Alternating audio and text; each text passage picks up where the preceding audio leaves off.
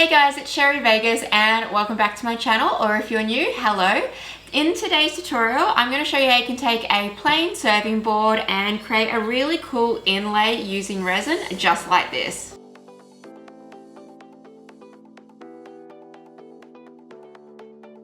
Before we get started in this tutorial today, I want to give a big thank you to Cricut Australia for sponsoring this video. As we get going, I'm going to show you how I used the Cricut machine to incorporate into this project.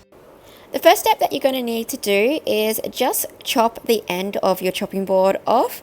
This chopping board I got from Kmart and I think it was $15, and I've just cut that little bit off at the end.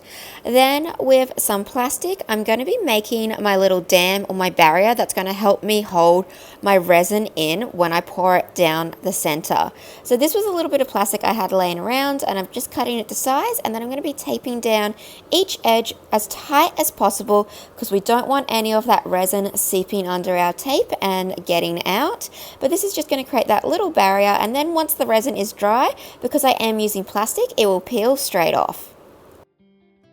I'm just making sure too that the plastic wraps up around the edge of my serving board and really taping that nice and tight. I did also use a little bit of packing tape because my painter's tape wasn't sticking amazingly well. So then I went back in with some packing tape and really got it to all stick down.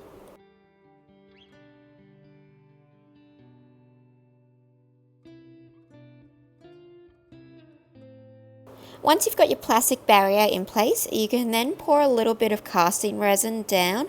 I'm just doing enough to cover the bottom of my surface area. I'm not going to do this too deep because I don't want it to flood out. If you poured a really deep pour, you'd probably have too much resin and it would go underneath.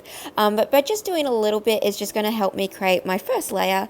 And then I am using some dried dragon fruit that I had on hand. I got this off Amazon, and I'll add the link in my Amazon store if you want to buy some like dried pressed fruit. And I'm also going to be using some oranges in this piece. You can use whatever dried fruit you like, or if you don't want to use dried fruit, some other great options are like dried flowers. You could obviously do a beachy theme one and put shells in. You could do a Christmas theme one and put like Christmas or glitters in. You can really pick whatever you want as to put in your inlay. I'm doing fruit because it's a serving board that I'm going to then be using the words like delicious in, and I'm making it all like food themed, but you can theme it however you'd like. Once you've got your pieces down, then you're just going to pour a little bit more casting resin and just let it set. While my first layer of resin is drying, I'm going to start using my Cricut machine to cut out my wording. I'm going to be using the word delicious because I think it will go really well with the board, and I'm just placing my balsa wood onto my Cricut mat and taping it down just to make sure that it's not going to accidentally move when the machine does start to cut it out, and I'm just using some painter's tape to do so. On my Cricut design space, I've just typed out the word delicious, and I've chosen the font sign paper, and I'm just getting the sizing to what I want. And then all you need to do is, once you're happy with it, click make it, and then I've picked on the mat and done, and then it comes up with a little display of how it's going to look. If you're happy with that, then you can proceed, and you just need to pick what is your base material. So the base material that I'm using is my balsa wood, so I've just typed up and it will come up with two different options, and then you just pick the option that you're using. I'm using the Cricut Maker 3, and honestly it is so incredibly easy to use, and there is so much stuff that you can do on it. Now, because I am using the balsa wood, I do need to change out my blade, so I am just changing out my blade for one that does cut the balsa wood. And it's so incredibly simple to change out your blade. All you do is lift up the latch, change out to the correct blade, and then just latch it back down. It is that simple. Then when my Maker 3 is ready, it's going to highlight the button it wants me to press, and then it's going to get started, and it will do everything automatically. It is so good and so helpful, and I also kind of really enjoy just watching it cut it out. I think there's something like very satisfying watching the machine do all the cutting. It's very therapeutic to watch. And once it is finished, the machine will stop and it will push it out, and you know it's ready to go. My first layer of resin has dried and I'm going to start adding some of my oranges in. I'm just cutting them in half and placing them on opposite sides, and then I'm just going to be adding a little bit more of casting resin and letting that dry. The reason why I'm doing this in layers is just because I kind of liked the look of the 3D effect of them layering over the top of each other. I'm just using my heat gun here to pop any little bubbles that I might have in my casting resin, and then once I'm happy with it, I'm just placing my orange slices down and then pouring a little bit more resin over the top. This step is optional, but I decided to paint the delicious writing white because I think the white will pop really nice among the coloured fruit.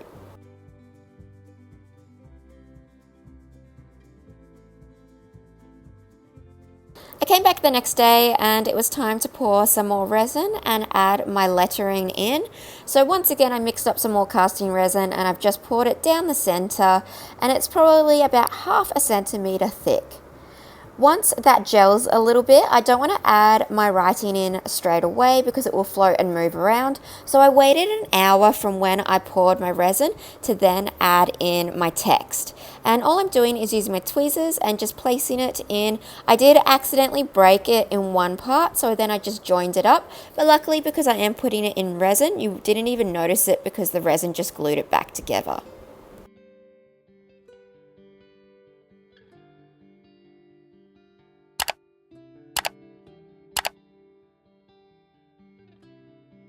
And after that resin has gelled, it is time to pour your final coat of resin on the top and just lock all of those previous layers in together. Once it's dry, you can then pull off all of your tape. I just gave it a full 24 hours before I did go around and pull my tape and the plastic backing off, and it pulled off really easily.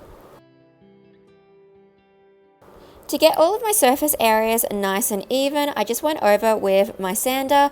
I went through a few different grits, just giving it a light sand and making sure that where the resin and the wood connected was nice and smooth and even. After that, I gave it a little tape up, and just onto the back of my board, I did a really light top coat of resin.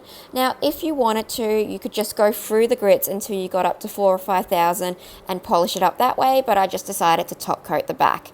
The final step is just to go in with some wood varnish onto the wooden areas and give that a polish up over the top of where you've sanded it. Honestly, I think this piece has turned out really amazing. I'm really happy with it. I'm so happy with how this has turned out. I think it looks absolutely great. And you can also do so many different versions of this idea. So obviously I've done fruit and our delicious, and this will be a really cute like little fruit and maybe like pastry serving like board for like my next party. But you could also like one Christmas theme it or Easter theme it, or you know, you could do it beachy, you could do whatever you wanted, and you could change the wording. So if you wanted to personalize this for someone and you're making it for a gift, like say you've got a friend, you could put their name in it. You could even put a special date in it using this technique, and then just change it. You know, you could swap out the dry fruit for dried flowers, or you could put shells if you wanted to have it beachy. If you wanted it Christmassy, you could put Christmas decorations or glitter in it. There's so many different like varieties and combinations you could do with this technique, and it's pretty simple to do. Honestly, like all it is chopping a wooden serving board in half and pouring resin down the center. But I'm really happy with this. I can't wait to use this when my friends come over for my next like little gathering. It's just something really cute, and you can personalize it. If you enjoyed this tutorial, please give it a big thumbs up. It really helps this video out. If you are new to my channel, please do subscribe, as I post new videos every single week, all to do with different arts and crafts. I specialize in like Jessamite, candle making, resin, alcohol, inks, all of that. And yeah, thank you guys so much for watching.